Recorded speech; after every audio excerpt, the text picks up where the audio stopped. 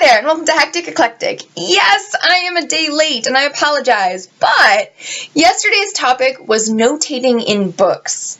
Is it acceptable to notate your thoughts in the book?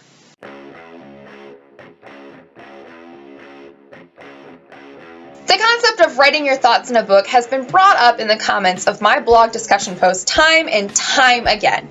So, I decided it's probably time to give it its due. Yes? I'm sure that all of my blog readers know my feelings towards writing and highlighting in books, as I've likely told every single person who's frequented my blog.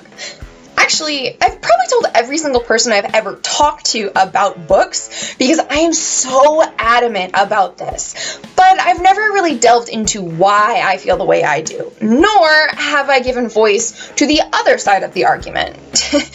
You know, the corrupt, tainted, blinded side that says it's okay to write in books. But anyway, let me explain. I'm a perfectionist. Not a huge perfectionist, not to the point where it causes me issues most of the time. And not to the point where it causes me undue stress, but I do have perfectionist tendencies. And one of those tendencies happens to be cleanliness and order. I like everything to have a spot and lined up appropriately so as to maximize empty space and give a sense of order to whatever it is I'm looking at. This could be my room, my closet, my drawer, my dresser, my desk, my planner, my binder, my car even. Everything must be in its proper place, lest chaos wreak havoc upon my space. Hey, I think that rhymed. One of the easiest ways to achieve a sense of order and control is blankness. If there's nothing there, there's nothing to organize and nothing to fall out of alignment. Now, obviously this doesn't work in every situation, but it's really easy to keep a blank page blank. I got into a lot of trouble in high school for not showing my work on my math tests because I didn't want to scuff up the beautiful blank page. And because I could do my math in my head, but apparently math teachers think that you're cheating when you do that. It's also why I can't stand to write in books. Heck, I can barely stand to write notes in the margins on notepaper because it throws off the entire order of the page. Yes, I was the worst note taker in the history of note takers. Bad student, example A.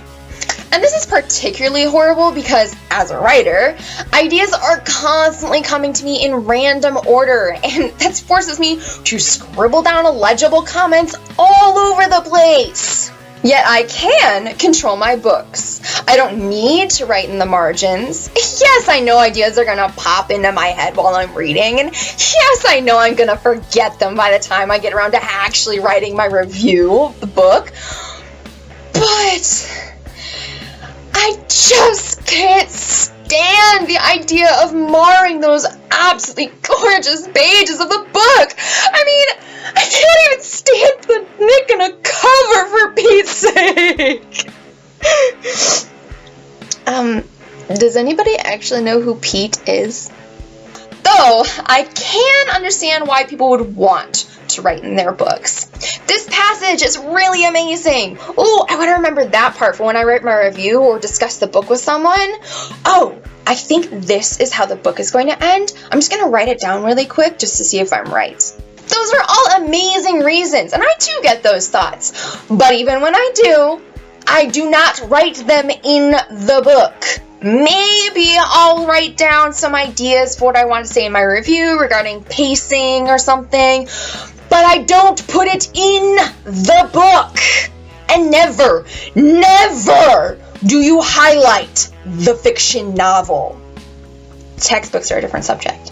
Additionally, if I did, by some chance in hell, write in a book and then decided to magically read it again, it could happen. Maybe. I feel like I would have a hard time reading it like it was the first time because I'd see all my notes all over the place. I would be too distracted by all the comments that I had the first time, and I would still miss all the little details that you supposedly notice on the second and third reads. At least that's what I'm told. I don't actually reread books. But what do you think? Do you write notes in your books? Tell me why or why not in the comments below. And if you like this video, make sure to like and subscribe. And I'll see you guys next week with another video on Hectic Eclectic. And hopefully it'll be on time. Bye! I got into a lot of trouble in high school for not showing my work on my math tests. Not showing my worth on my math tests. English. I mean, I can't even get myself to... Damn it, so close. One of the easiest ways to achieve a sense of order and control.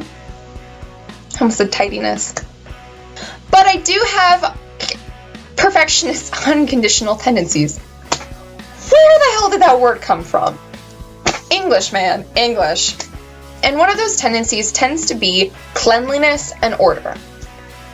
Happens to be. Tends to be. No, it is. It's not just like once in a while. Do you note in your books? Do you note in your books? Yeah. If I did read a book, additionally, if I did read a book, I don't read books, guys. By the way, all these reviews you're seeing, I didn't write them because I didn't read the books. I'm such a hoax. Okay. Just call me Loki. I'm sorry, I couldn't help it. I want to remember this piece because to write it up, to talk about it in my review. I'm really bad at English. That's why I learned other languages.